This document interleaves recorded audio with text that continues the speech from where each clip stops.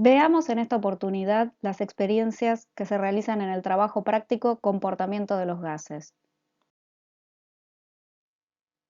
El trabajo práctico comportamiento de los gases tiene como objetivos reconocer las variables que afectan el estado de un gas y establecer las relaciones que existen entre ellas. Las variables que definen el estado de un gas son cuatro: presión, volumen, temperatura y masa o número de moles de gas. Para estudiar las relaciones que existen entre ellas, lo que se hace es mantener fijas dos de esas variables y ver cómo se relacionan las dos restantes. En este trabajo práctico en particular se realizan dos experiencias de este tipo. En una se mantienen constantes el número de moles y la temperatura para estudiar la relación entre la presión del gas y el volumen de gas, y en otra se mantienen constantes el número de moles y el volumen de gas con el fin de estudiar la relación entre la presión del gas y la temperatura. Una tercera experiencia permite estudiar la relación entre la velocidad de difusión de un gas y su peso molecular. En la primera experiencia se estudia la relación entre la presión de un gas y el volumen que ocupa, manteniendo constantes la temperatura y el número de moles. Para esto se utiliza un manómetro de mercurio de rama abierta similar al de este esquema, el cual consta de un tubo de vidrio que se encuentra cerrado en el extremo superior y que constituye la rama cerrada del equipo, y otro tubo de vidrio que está abierto en ambos extremos y que constituye la rama abierta. Ambos tubos están conectados a través de una manguera flexible, lo que permite mover libremente ambas ramas, subirlas y bajarlas, variando su posición. El gas en estudio está contenido en la rama cerrada y está separado de la atmósfera por el mercurio presente en el equipo, de manera tal que el número de moles de gas se mantendrá constante durante toda la experiencia. Y por otro lado, el equipo está ubicado en la mesada del laboratorio, por lo que todas las medidas se realizarán a temperatura ambiente, es decir, a temperatura constante. ¿Cómo se determina la presión del gas y el volumen ocupado por el gas? El volumen de gas será igual al volumen de la cámara cilíndrica de la rama cerrada donde está contenido. El radio del tubo que forma la rama cerrada se conoce porque se ha medido previamente con un calibre el diámetro interno de este tubo de vidrio, por lo que el radio es un dato conocido, de manera tal que midiendo con una regla la longitud de la columna ocupada por el gas, que vamos a llamar L, se puede calcular el volumen ocupado por el gas usando la ecuación del volumen de un cilindro. Sería un cilindro de radio R y altura L, cuyo volumen lo podemos calcular como pi por R cuadrado por L. Y así obtenemos el volumen ocupado por el gas. ¿Cómo se determina la presión del gas? Por principio de la hidrostática, sabemos que en un líquido en reposo, dos puntos que se encuentran al mismo nivel soportan la misma presión, y el mercurio es un líquido. Por lo tanto, en este caso, por ejemplo, si tomamos el punto 1 en el extremo superior de la columna de mercurio en la rama cerrada y el punto 2 que se encuentra al mismo nivel pero en la rama abierta, ambos deberán tener la misma presión. La presión en uno la ejerce el gas contenido en la rama cerrada, mientras que la presión en 2 será la suma de la presión que ejerce la atmósfera, ya que esta rama está abierta a la atmósfera, más la presión ejercida por esa columna de mercurio de longitud delta H. De esta manera, en este caso, podríamos calcular la presión del gas como la presión atmosférica más la presión ejercida por esa columna delta H. La presión atmosférica la podemos medir en el laboratorio en el barómetro de Fortin. Y la presión ejercida por esa columna delta H la podemos calcular fácilmente si conocemos cuál es la longitud de esa columna de mercurio delta H. Para lo cual se mide, tomando como referencia la mesada, con una regla, la altura de la columna de mercurio en la rama abierta, que llamamos HA, y la altura de la columna de mercurio en la rama cerrada, que llamamos HC. En este caso, por ejemplo, la longitud de la columna delta H será igual a la altura de la columna de mercurio en la rama abierta menos la altura de la columna de mercurio en la rama cerrada. Y eso nos dará el valor de esa longitud de la columna de mercurio, que al ser una columna de mercurio podemos transformar esa longitud fácilmente a milímetros de mercurio y así obtenemos la presión ejercida por esa columna. Así obtendríamos entonces un par de valores volumen, presión. Luego, moviendo las ramas abierta y cerrada, se fija una nueva posición de ambas ramas y se repiten las medidas de longitud de la columna ocupada por el gas, altura de la columna de mercurio de la rama cerrada, altura de la columna de mercurio de la rama abierta y se calcula un nuevo par de valores, volumen, presión. En algunos casos, la altura de la columna de mercurio en la rama abierta será mayor a la altura de la columna de mercurio en la rama cerrada, como vimos en el ejemplo anterior. En este caso, al igualar las presiones en 1 y 2, calcularemos la presión del gas como la presión atmosférica más la presión ejercida por la columna de mercurio delta H, donde ese delta H será la diferencia entre la altura de la columna en la rama abierta y cerrada. En el caso en que la altura de la columna de mercurio en la rama cerrada sea igual a la altura de la columna de mercurio en la rama abierta, al igualar las presiones en 1 y 2, obtendremos que la presión del gas es igual a la presión atmosférica.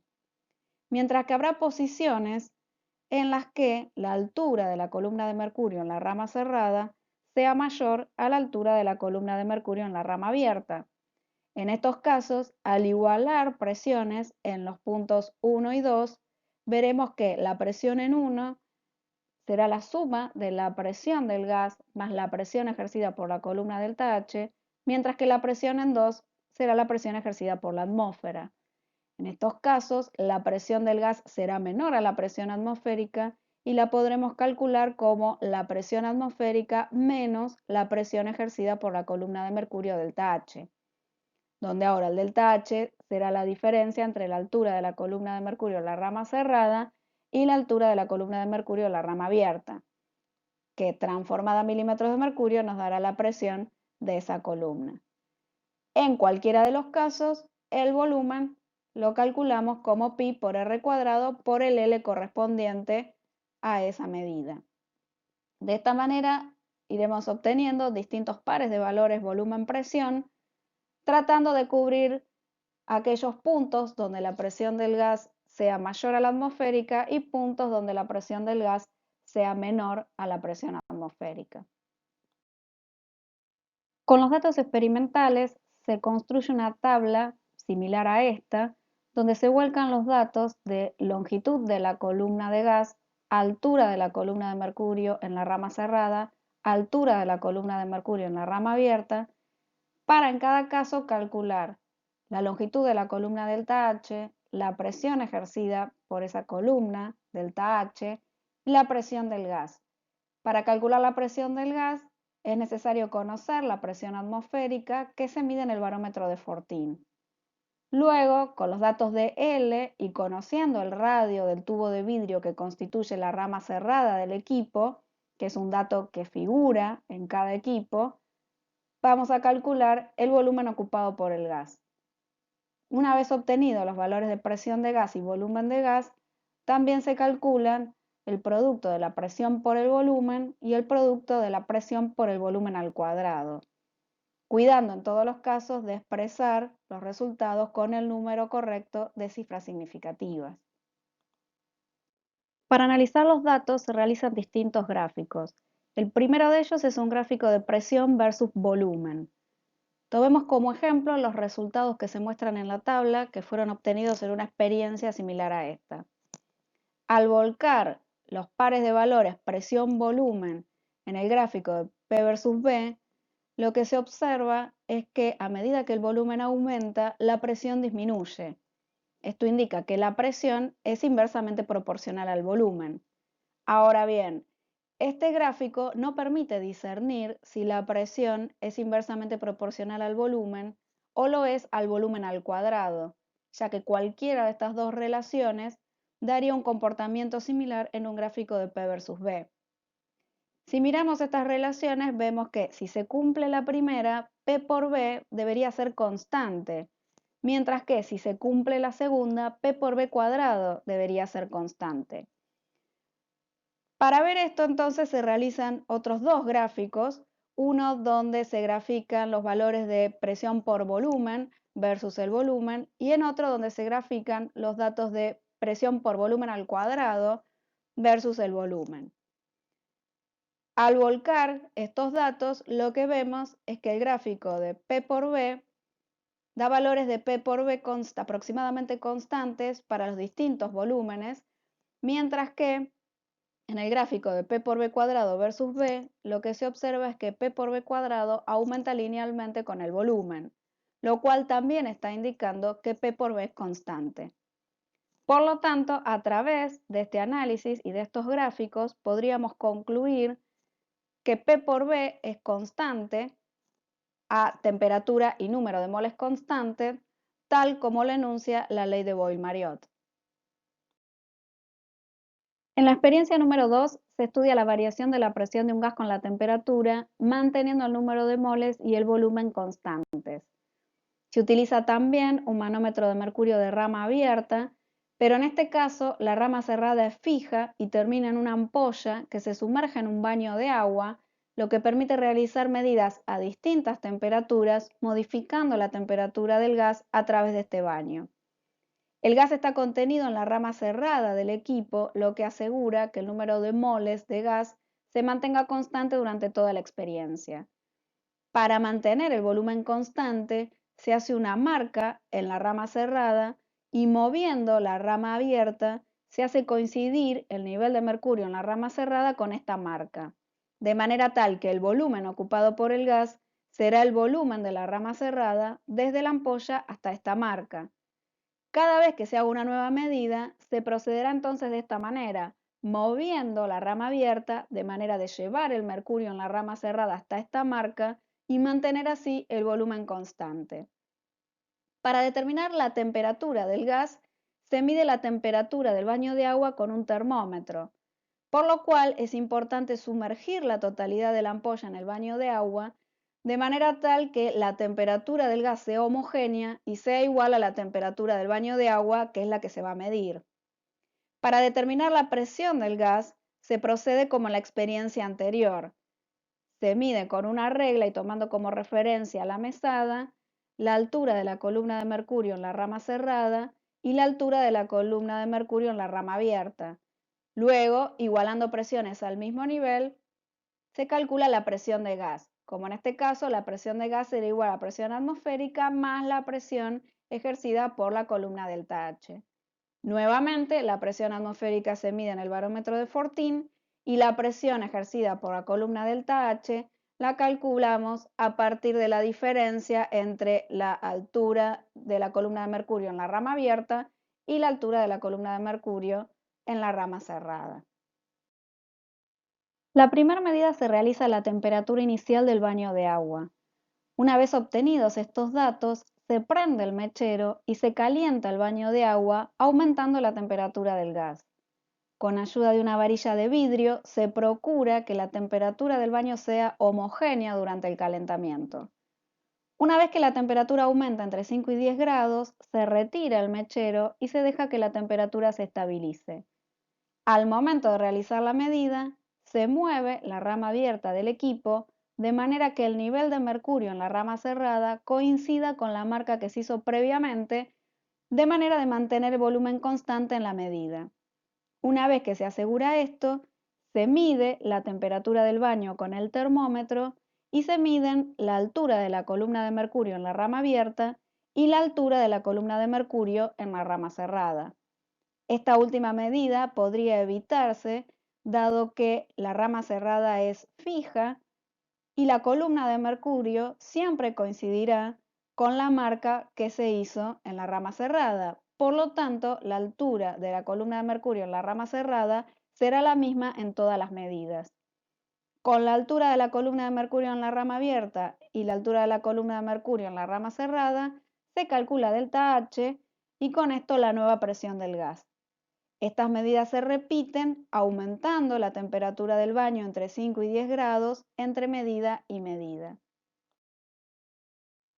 Con los datos obtenidos se construye una tabla como la que se muestra aquí, con los valores experimentales de temperatura en grados centígrados, altura de la columna de mercurio en la rama cerrada y altura de la columna de mercurio en la rama abierta, y los valores calculados de delta H, presión ejercida por la columna delta H y finalmente la presión del gas.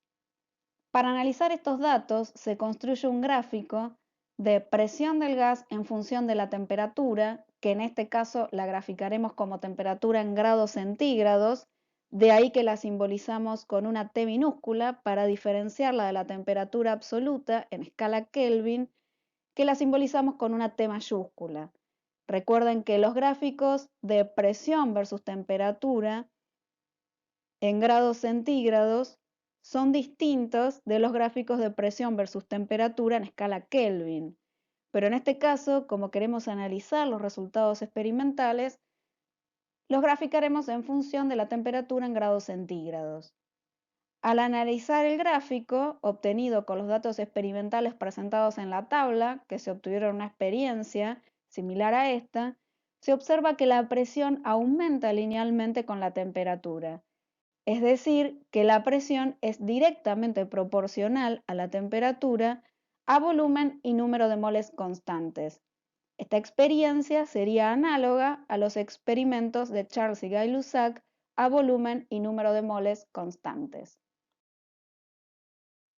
Hemos mencionado anteriormente que la presión atmosférica se mide en el laboratorio utilizando un barómetro de Fortin.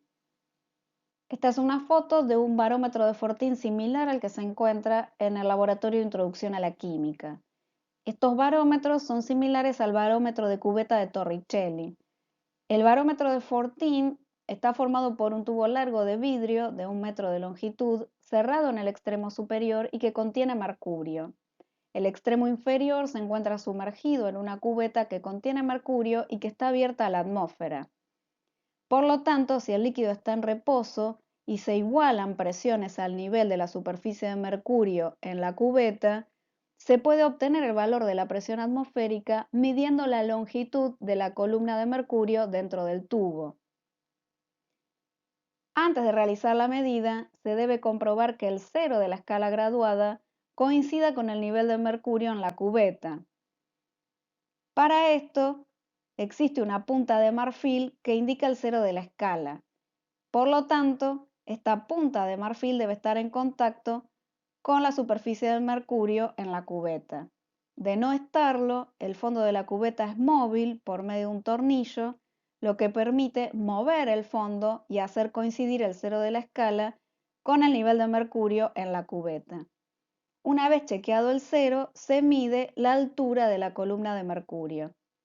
A través de un vernier móvil se marca la posición del menisco de mercurio. La escala lateral permite leer los milímetros de mercurio de longitud de la columna y el vernier permite aumentar la precisión a la décima de milímetro de mercurio, observando cuál es la primera división del vernier que coincide exactamente con una división de la escala lateral. Por ejemplo, para una lectura de 759.5 milímetros de mercurio, habremos leído en la escala lateral 759 milímetros de mercurio y habrá sido la quinta división del vernier la primera que coincide exactamente con una división de la escala lateral. En la tercera experiencia se estudia la relación entre la velocidad de difusión de un gas y su peso molecular. Para esto se utiliza un tubo de vidrio que contiene un fondo oscuro de manera de facilitar la visualización del producto de la reacción entre los dos gases que se hacen difundir en su interior. Este tubo está sujeto a un soporte y se encuentra a temperatura ambiente en el interior de la campana para gases del laboratorio, de modo de no estar expuestos a los vapores. Dos tapones cierran los extremos del tubo. Cada tapón posee una abertura en su interior y actúa como soporte donde se coloca un hisopo de algodón. Uno de los hisopos se sumerge en una solución concentrada de ácido clorhídrico y el otro en una solución concentrada de amoníaco. Cada hisopo se coloca en su tapón soporte y se colocan ambos en simultáneo, uno en cada extremo del tubo, cerrándolo.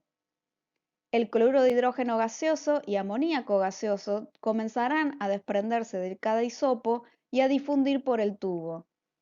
Al encontrarse en algún punto del recorrido, ambos reaccionarán generando cloruro de amonio sólido. Las partículas de este sólido formado quedan en suspensión formando un anillo blanco tenue que puede ser visualizado a simple vista. Luego se mide con una regla la distancia recorrida por cada gas hasta el punto de encuentro, midiendo la distancia desde la punta de cada hisopo hasta el sitio donde aparece inicialmente el anillo de cloruro de amonio. Al introducir ambos hisopos en simultáneo, los dos gases habrán tenido el mismo tiempo de difusión hasta el momento en que se encuentran y se forma el anillo. La distancia que habrá recorrido cada uno dependerá entonces de su velocidad de difusión. Observemos datos obtenidos en una experiencia similar a esta. La distancia recorrida por el amoníaco fue de 21,30 centímetros, mientras que en el mismo tiempo el cloruro de hidrógeno recorrió solo 14,50 centímetros. Es decir, que en el mismo tiempo el amoníaco recorrió una distancia mayor. Ambos gases difundieron no solo al mismo tiempo, sino que lo hicieron en iguales condiciones, por lo que se pueden analizar estas diferencias en distancias recorridas en relación a los pesos moleculares de los compuestos. El peso molecular del amoníaco es de 17 gramos por mol, mientras que el peso molecular del cloruro de hidrógeno es de 36,5 gramos por mol. Vemos que el amoníaco, el compuesto de menor peso molecular, fue el que recorrió una distancia mayor, mientras que el cloruro de hidrógeno, que es el gas de mayor peso molecular, fue el que recorrió una distancia menor.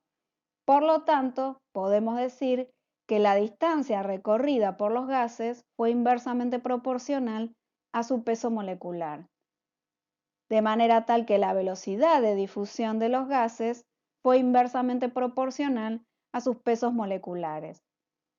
Este análisis sencillo no permite establecer si la velocidad de difusión es inversamente proporcional al peso molecular, al cuadrado del peso molecular, a la raíz cuadrada del peso molecular, ya que no se conoce cuál es la constante de proporcionalidad entre la velocidad de difusión del gas y la inversa de su peso molecular. Pero como ambos gases han difundido en iguales condiciones, esa constante de proporcionalidad debe ser la misma para la velocidad de difusión del amoníaco y para la velocidad de difusión del cloruro de hidrógeno, de manera tal que planteando el cociente de velocidades, esas constantes de proporcionalidad se cancelarán y se podrá igualar el cociente de velocidades a un cociente de las inversas de los pesos moleculares y ver cuál es la relación que se cumple.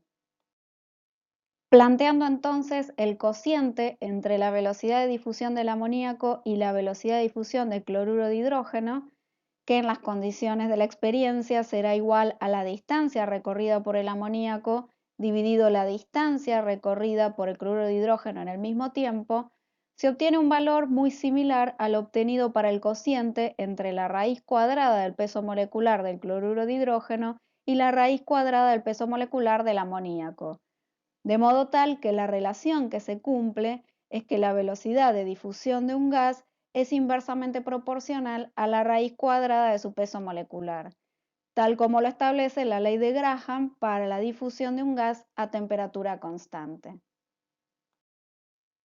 Estas serían entonces las tres experiencias que se realizan en el trabajo práctico comportamiento de los gases.